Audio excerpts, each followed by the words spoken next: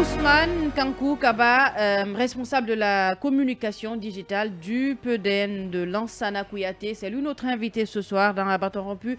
Bonsoir, monsieur Kaba.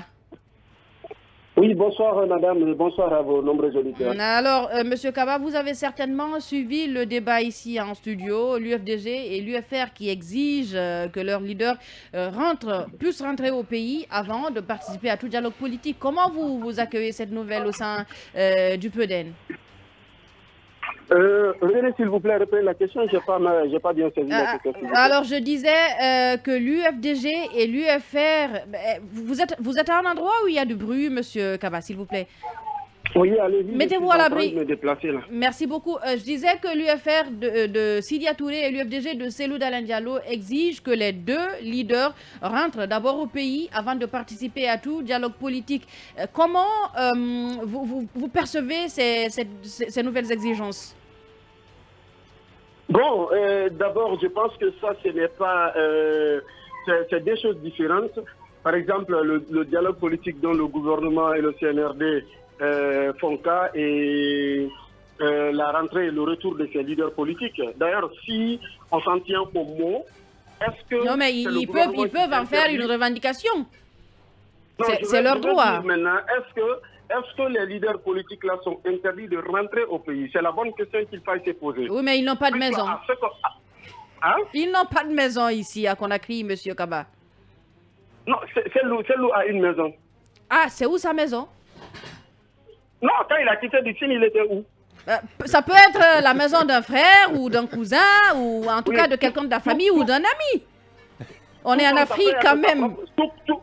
Tout comme ça peut être sa propre maison également. Les deux cas sont possibles.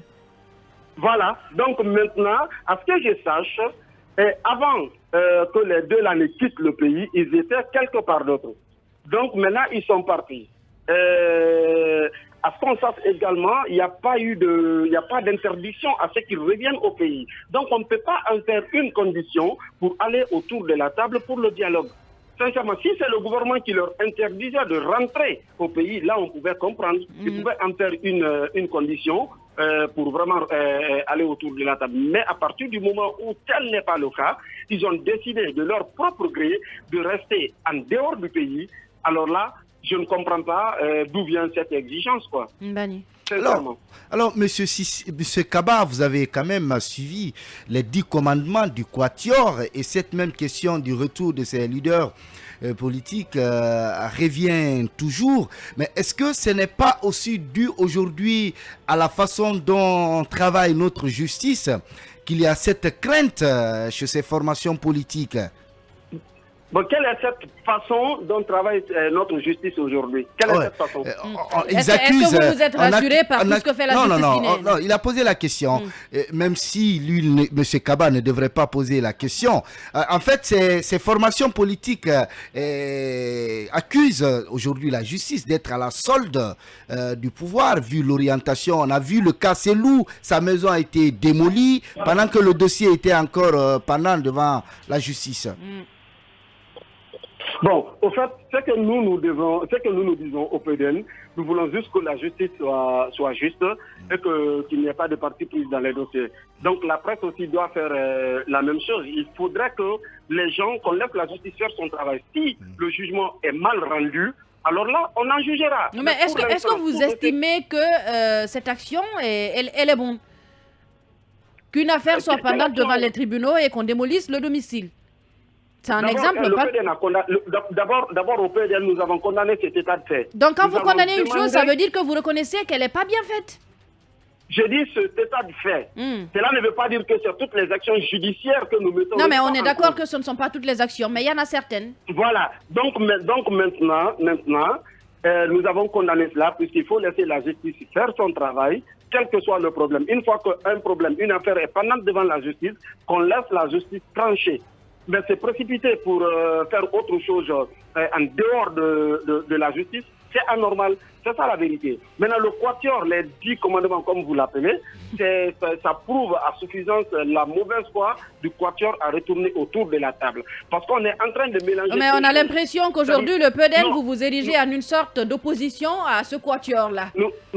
Nous sommes pas du tout. C'est votre façon de penser et nous sommes dans notre dynamique propre à nous, qui n'a rien à voir avec votre manière de réfléchir ou de penser par rapport aux choses. Je disais on est en train de mélanger deux choses, les affaires individuelles et les affaires politiques. Par exemple, quand vous prenez le cas des domiciles de M. Sidya Touré et de M. Cellou Dalein Diallo, ça ce sont des affaires personnelles qui n'ont rien à voir avec leur formation politique respective. Maintenant, le Quatuor demandait à ce que les poursuites contre les leaders politiques entre griffes soient abandonnées. C'est de mauvaise foi. Pour l'instant, il n'y a aucune poursuite contre Sidya Touré. Non, tout ce qu'on pouvait demander, tout ce que le Quatuor pouvait demander, c'était de dire que la justice, c'était d'exiger que la justice soit vraiment crédible, qu'il n'y ait pas d'immixtion, qu'on laisse la justice faire son travail. Mais demander carrément qu'on abandonne des poursuites contre des leaders politiques, ça, tous ceux qui aspirent à gouverner ce pays-là, si ces propos viennent de ces gens-là, ça veut dire sincèrement qu'on est mal barré. Nous devons tous nous battre pour une justice équitable, juste et transparente. C'est ce que nous demandons. Yaya, une question pour vous. Nous nous érigeons en opposition face au Quatuor, ceci, cela. Ça, c'est vous qui le dites.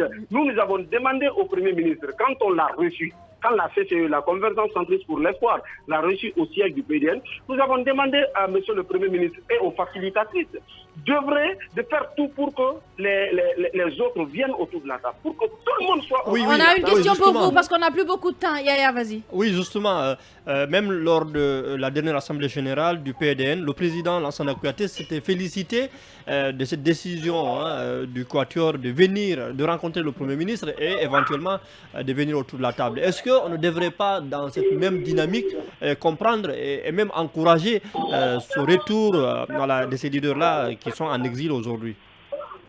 Non, est-ce qu'ils sont réellement à l'exil? Ah oui, mais pourquoi vous leur refusez cela? S'ils disent qu'ils sont en exil, vous le leur concédez? Non, là je ne suis pas d'accord avec vous sur ce plan, parce que être à l'exil suppose que vous êtes cherché. Il y a des trucs contre vous dans votre propre pays. Mais ceux-ci sont à l'exil volontaire. Ils sont à l'exil là-bas parce qu'ils le veulent. C'est eux qui ne veulent pas rentrer. Pour l'instant, il n'y a aucun acte officiel qui leur interdit de rentrer dans le pays. Ils sont juste cités dans certains dossiers. Maintenant, quitte à eux de venir répondre à la justice et puis passer à autre chose. Maintenant, s'ils ne veulent pas affronter la justice et qu'ils décident maintenant de rester en dehors de nos frontières, on ne peut pas appeler ça de l'exil. Et si on peut appeler ça de l'exil, c'est que c'est de l'exil volontaire. Nous, au PDN, nous encourageons toute action, nous encourageons toute action allant dans le sens de mettre tout le monde ensemble pour une Guinée apaisée. Merci. C'est pourquoi on n'a jamais manqué une seule occasion de le dire. Lors de nos assemblées générales, à toutes les occasions, nous le disons, qu'il faut que tout le monde accepte de venir autour de la table pour discuter de la nation, pour parler de la République. Merci à vous, monsieur. Merci à vous. Malheureusement, on n'a plus beaucoup de temps. On n'a plus de temps du tout. Merci à vous, monsieur Kaba. Je rappelle que vous êtes le responsable de la communication digitale du parti PDN. Merci à Mbani Sidibé et à Mamadou Yaya Baldé. Merci à Mamadou Touré qui était à la technique, et à vous, merci de votre fidélité. Restez avec nous tout de suite, c'est le journal du soir avec Aïssatou Bari.